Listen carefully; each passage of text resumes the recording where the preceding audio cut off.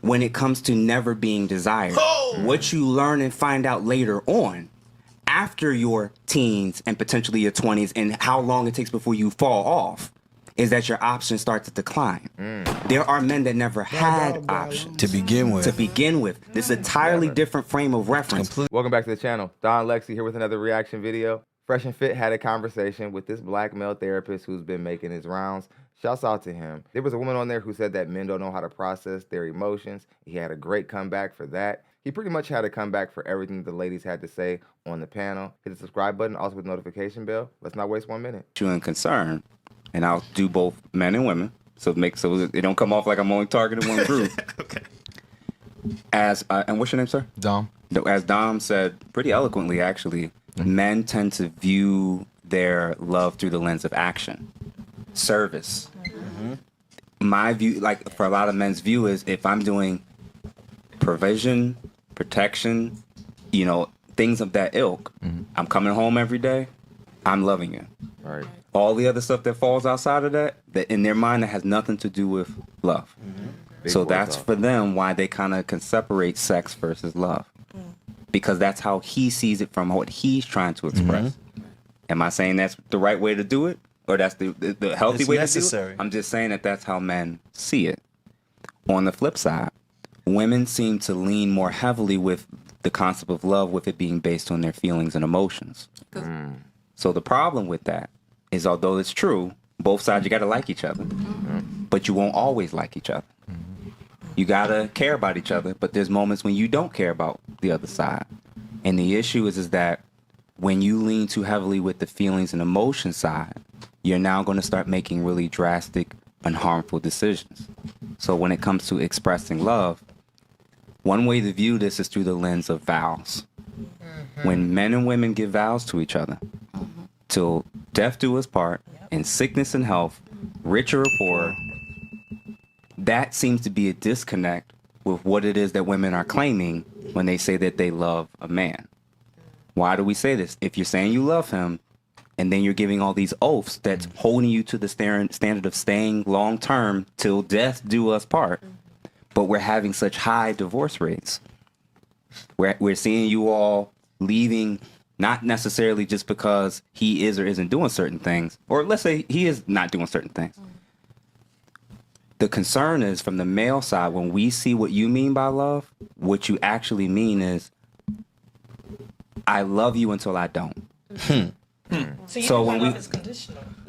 to a degree, both sides are, but the issue is your condition seems to be based on how you feel. Right. So the issue is, men actually don't believe you all are loyal to us. This is absolutely true. And again, in your personal experience, you'll feel this. You'll feel that your woman is ready to end it all based on an emotional reason. You'll realize that your reasons for being in a relationship are a lot more selfless and are self-sacrificial. And you're actually catering to her feelings, and you're the one making sacrifices. If it had been a snake, it would have bit me. Those lying, goddamn time wasting sons of bitches. So just to clarify, that's how men and women are looking at this concept of love. So when you're looking at Hollywood shows, romantic films that saying this is what love should look like, and it's not totally accurate. No. It's not real life. And you're comparing and contrasting not only to what the media is showing you, but also social media. Well, she got this ring. Well, if you really loved me, you would do this. Well, you should have been able to afford that. Or you need to be able to travel. You need a passport.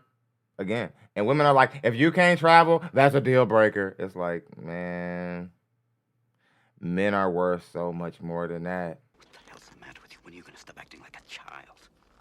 Or love a man until he makes X. You didn't just come up with that on your own.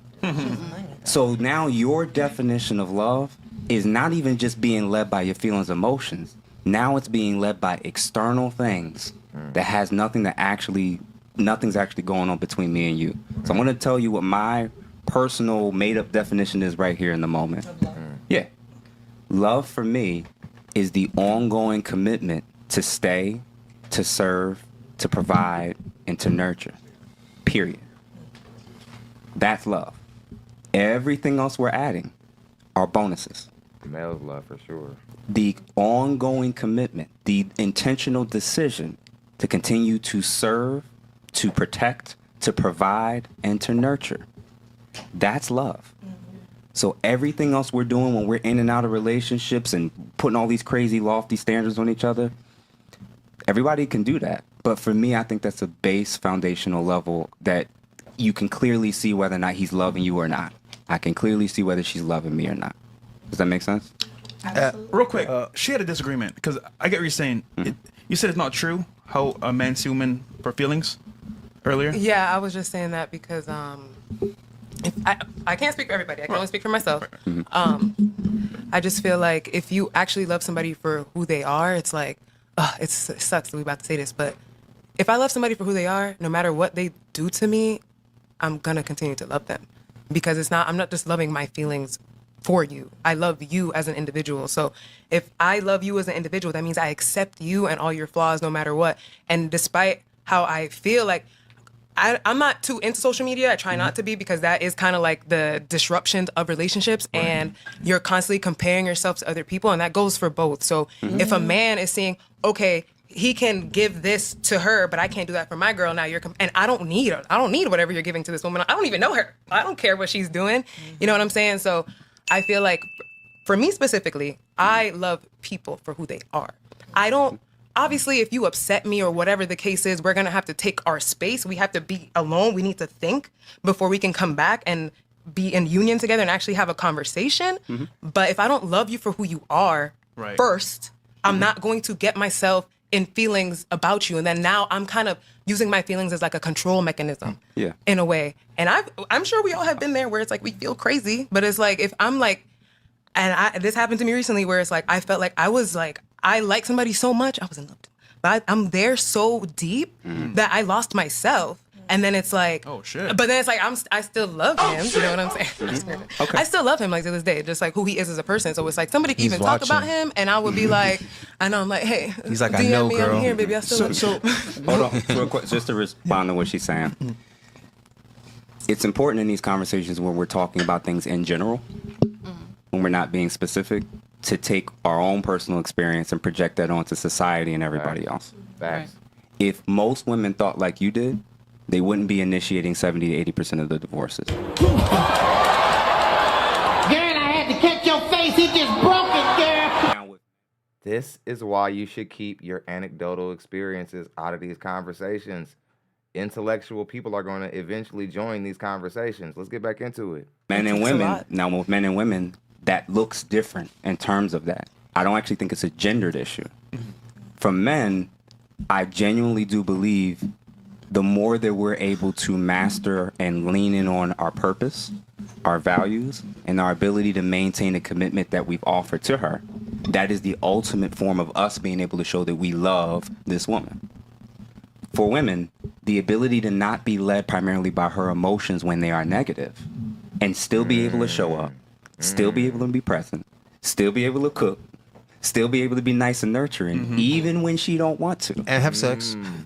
Okay? That's love. A lot. How many men are in marriages and relationships that say it was after she got comfortable or when things are going south? Notice how he only described love as the sacrificial actions you take in a relationship. Instead of making it about each person gaining each other. Now you're starting to see how off base the majority of people are with the way that they think about the dating market when putting their feelings ahead of everything else. Let's spin the clip. Or between us, the sex decline, the intimacy decline. So it's not based on your love; it's based on your feelings in the moment. So when you love him, this is how you showing all these things. But when your feelings change, all those things disappear. So that's the thing that as a man, I'm communicating and saying that's why we see it so differently. What if you reversed it? You know what? I don't like her right now. I don't love her right now. So I'm not gonna pay the bills right now. Nope. I'm not going. I know the trash got to be taken out, but I'm not gonna take the trash out no more. I'm just gonna let the trash pile up indefinitely in the house. Yeah. Till she appreciate me. If he started nitpicking and picking all the things that he just, just decided he's just not going to do anymore, you're going to learn very quickly and feel like this man doesn't love you anymore. Men by default, because they're not initiating all of the breakups and divorces, are staying in relationships when they aren't even loved. Wow. Or happy. I agree. Right? Wow. So that's how it just looks a little bit different. We can't take our male brain and project it onto women, Right. and we can't take our female brain and say, well, this is how I think or this is how I feel. So therefore, this is what it is for society. We have to talk about in general, because I don't want to get into anybody's personal, individual relationships or situations. In general, this is how, to me, I think men and women tend to express it. And when we don't express it, this is how it destroys relationships. So real quick, I get what you're saying 100% because you think it's going to be more individual and you're focused on the person. But the question is, if that was true, where's your man now? Are you talking to me? Or, Yeah. It's we not getting into personal stuff, right? Well, no, Don't he- worry. no. Cause he in my DMs. No. He isn't, but I am. What? But I like what you trying to say? What's up? You trying to go back? Because I get your point, right? And I think it's a valid point. I'm just saying. She said, but he's in my DMs. So? What's that got to do anything? Him being in your DMs. If he doesn't want to deal with you anymore, it doesn't matter if he's hitting you up in your DMs. Because remember, guys aren't dealing with each other anymore. Let's get back into the clip. Saying the person that you love or you fall in love with became somebody over time. And that individual you love, you said, doesn't matter what they do, you still love them. But where's your man now? Oh, I wasn't done talking, honestly, before he cut me off. Okay, go ahead. I was gonna say that I lost myself and I had to go be alone and actually like come out of whatever it was, like, and realize what's going on. And it doesn't matter how much I love you as an individual. Guess who I need to love first and more? Yourself? Myself. So it doesn't really matter where he's at right now. Where am I? Ask me where I'm at. Where am I mentally before I get into that? Because respectfully, he was going through whatever he was going through. Okay? And I, as a man, I know y'all go through a lot and y'all don't like to talk. Y'all like to be alone and this, that, and the third. But me, as a person, I grew up with both my mother and my father. And I've seen my dad in spaces. And I know we're not talking personal stuff, but this is my life. And my life is going to get to general questions as well. But I've seen my dad in spaces where you don't see men cry. I see my dad cry. What woman do you know is like, oh my God, I see my black father cry. My Rastafari. No, that does not happen.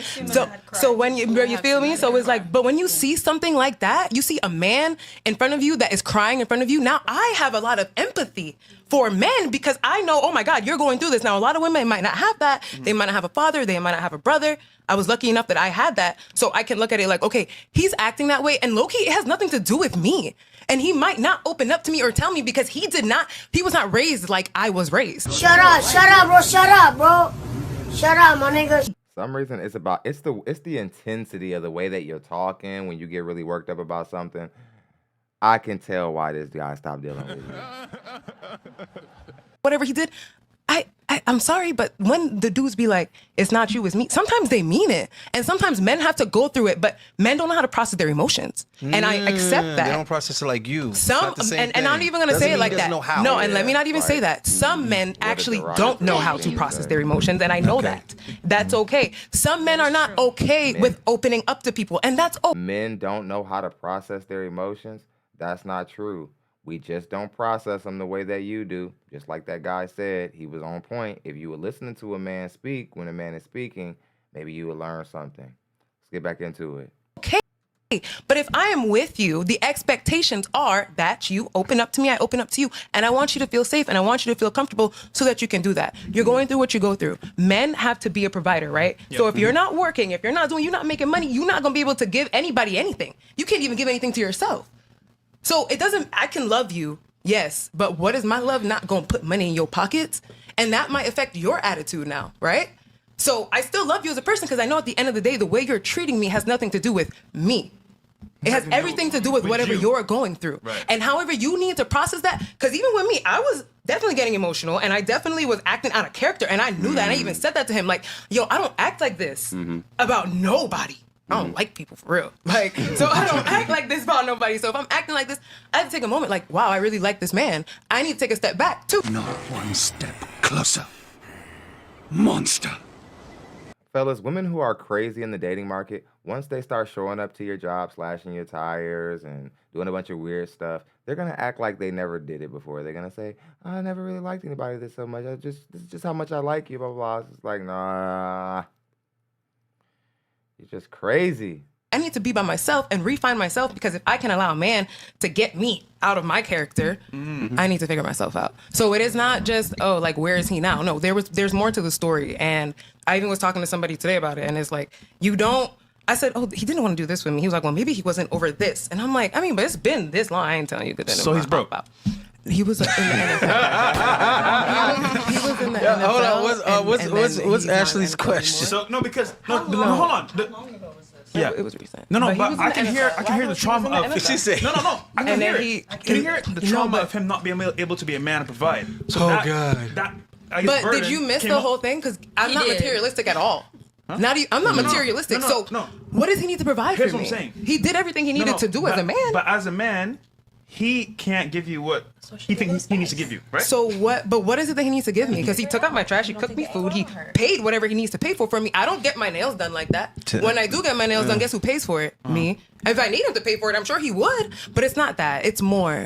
Why is you lying to me? Women are not okay with supplementary income. They will be for a short amount of time, but then eventually they'll put you on the hook for not being able to provide as much as they provide. Don't believe this modern woman rhetoric, fellas. They think that they are okay with dealing with a man without provisions, but they don't hold up over time. You can't do it. Depression. A man is going through something, whether he has money or not. Period. Again, men sometimes do not know how to process their emotions. Sometimes is the key word. All right. And we're talking about emotions, not just, and again, now it's social media. So if you see, once again, whether he broke or not, you giving somebody a LV bag, but you not getting me one. I don't like LV bags. I ain't even gonna use it. So really don't get me one. But then it's like, okay, don't waste your bread. I'm not telling y'all his history. Just tell that nigga to get a mentor. That's it. That's the solution. So you don't care if he got money or not. I mean, respectfully, He need money for me. I'm sorry. he can't be no broke nigga, no bum nigga. That's for sure. But I'm just saying, like, I'm not about to sit. He was successful, so I'm not about to sit here and act like he was not. So he bought hoes other stuff, and not you. No, the fuck. I wish a nigga would stop playing with me. Ooh, we're not supposed to be cussing out here. Don't. No. It was not that. But it was also like a lot of comparisons to like his previous relationships when he was. He was feeling insecure. He was in the NFL, and then he like shit happens, bro. Like life fucking happens. I don't care. I don't got time to judge nobody. Respectfully. And look, we talk about him, and my dad almost made it to the NBA. And you know what? You know when your parents be telling you stuff and you don't believe nothing they saying. They told me that I did not believe a damn Why thing he wouldn't was you saying. believe him? Because my dad said he was making it to the NBA, and he didn't. Why You gotta look at it this why are we way. here? No, but less than, wait. less than 3% make it. That means a lot I of niggas know, almost but made he it. didn't make it because he was, and he wouldn't stop. So that's another story. irresponsible. But I also look at it like, okay, my dad, his whole entire life, he wanted to go to the league. He didn't make it to the league, and now look, you're sad. You go through whatever because you are pushed. You wanted something and you didn't get it. That's your mental. And it's the same thing for any dude that didn't make it because you just said 3%.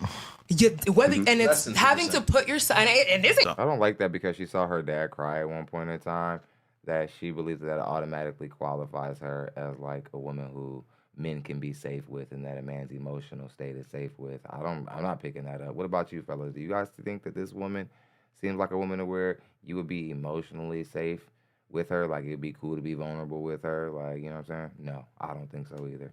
Let's get back into it.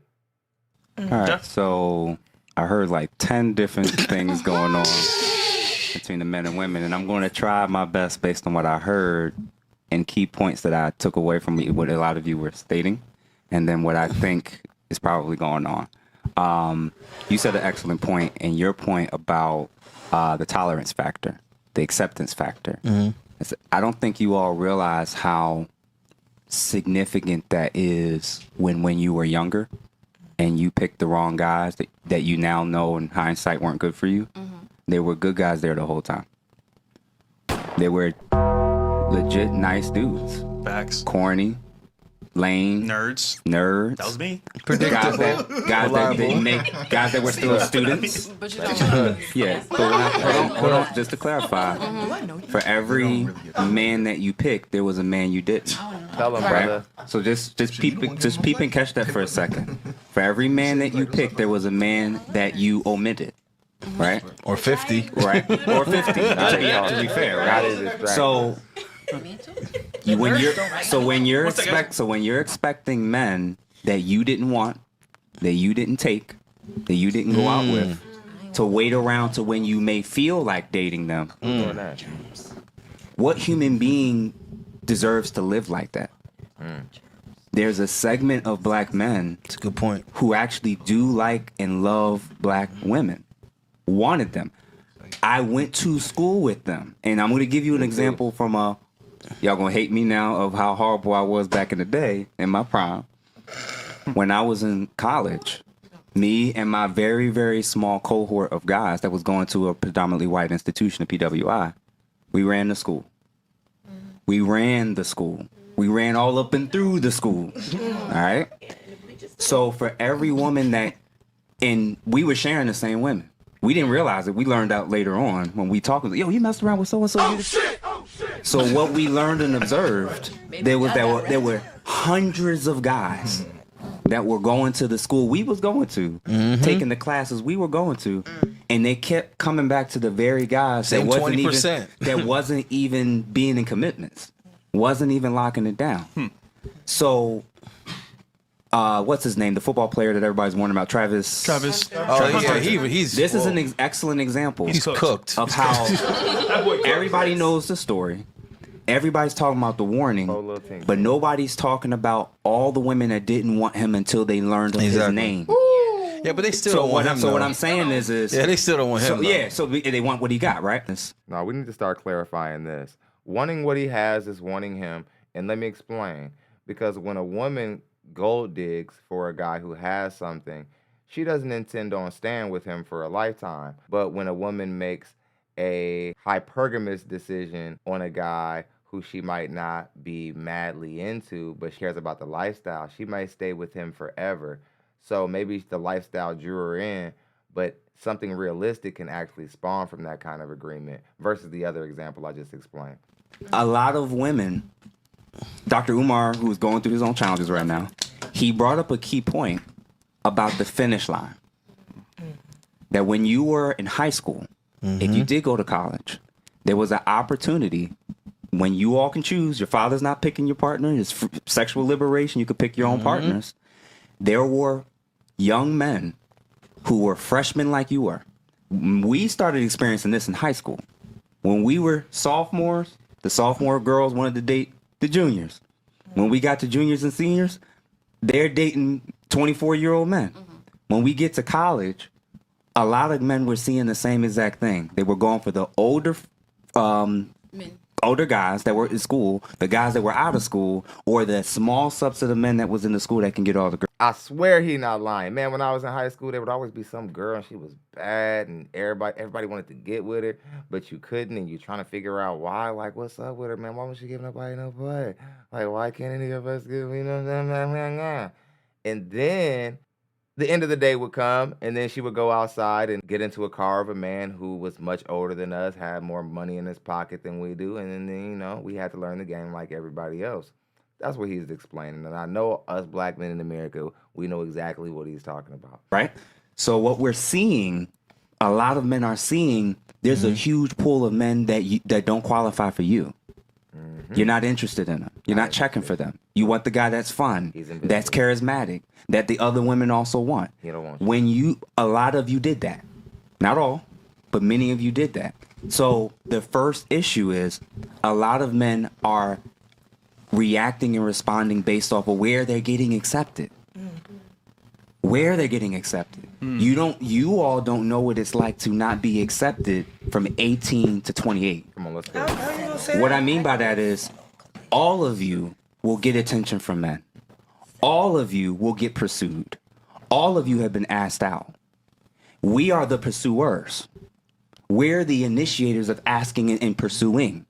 So when you're the guy that keeps getting declined, or they're not even checking for you, I literally went to a wedding 2 years ago of a guy whose father won the lottery. Nobody knows about it. But because he's not the most handsome, charismatic, good-looking, fit dude, he only wanted to date black women. And none of them wanted him for his entire 20s. Wow. He ends up with a white woman. And everybody's now saying, see, that's all you wanted. Exactly.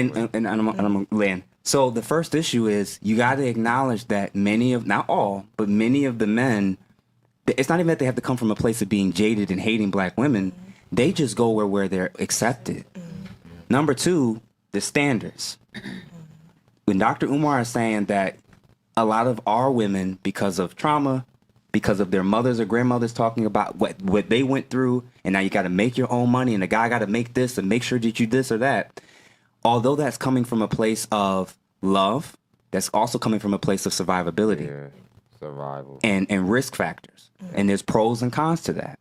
When I was growing up, and even now, when you go to a Chinese food store, and you go in there to order your shrimp egg roll and whatever, who's at the counter and who's in the back cooking? They're all related. They're all related. The men and the women working. How many people, not y'all in particular, but how many of our women are talking about he's not a real man unless he can afford blah, blah, blah. Unless he's making X amount. So while they're building together, your man has to come like a finished product. I can see it now. This nigga really think I'm supposed to work the register? I thought I was getting with a ball. Black women, I know y'all not gonna work at the front counter of a business you own. That's how much you guys just want a finished product. And he's trying to help y'all with this logic. Listen up. Hispanic community. If a lot of the men are doing construction work, working in the fields, working and doing Still labor got a jobs, baddie at home. are there women stereotypically also working, cleaning units? She working in a food truck. Cleaning food, doing food trucks. So hold on. So she working. The Asian woman working. The Hispanic woman working. They all working. And they working with their men. With their men. Either For directly their men. for their men or with their men. And there's a segment, not all of our women, but a lot of us are saying our men need to be here. And then when you all get degrees and y'all start making y'all money, do y'all standards go up or down? Hold on. Hear me out. Come on now. What is If it? your What standards, is it? if you keep working and you keep making money and your standards are not going down but up, the pool of men that now meet that, it doesn't matter what his race is. The man that makes enough money that all the women in the world are saying they want, most of those men don't want to commit. They don't need to. Exactly. So that's the issue. When part of feminism in the quest of making more money and being sexually liberated is you got to pick who you wanted, you got to have sex with who you wanted, you get to have children with who you want. But the part not liberalism, but more so feminism left out is there's a consequence for that. So when you don't want to build, when you want to focus on only the small minority of guys, and your standard is going up over time, you're going to fall into a scenario where your mindset is, if I'm not getting with the men that I want, it's got to only be because the men hate their women, or because they hate us. Facts. Who said price stop the market? Because I say that on my show all the time. If you watch my live shows, I say this all the time. I say that the biggest issue with these career women is that your economic value exceeds your dating market value. If your dating market value is lower and the most money you can ask for from a man is $60K, but you make $160K, you're gonna have a problem coming up here looking for the $160K men, because they can still see that your value is the 60 that it is, despite of whatever money you have, accomplishments, or degrees. Let's get back into the clip. If you all look how you look now, I'm assuming that y'all all are ugly siblings. Yeah, we're all ugly ducklings 5 years ago, 10 years ago. Still would have got a nigga though. Yeah, you still would have got one. So that's some of the things that are being communicated that I think maybe wasn't being totally factored in. Okay. That was well said. This is the confusion when it comes to understanding the male experience Exactly. and the female experience when it comes to dating and relationships. Unless you all are virgins, and unless you all have never been in relationships before, Oh shit. you don't know what it's like when it comes to never being desired. What you learn and find out later on, after your teens and potentially your 20s, and how long it takes before you fall off, is that your options start to decline. There are men that never had options To begin with. This is an entirely different frame of reference. Completely different. You cannot take the super successful men and say that's the experience for most men. Fidelity in men should be respected and appreciated in a different way. Maybe not even more, but I'm saying it should be appreciated in a different way. When a man comes into a monogamous situation, he basically is leaving a plethora of options that he had to work harder to obtain than the woman had to work to obtain all those guys that are just sitting waiting in their DMs, waiting on their chance to get with her.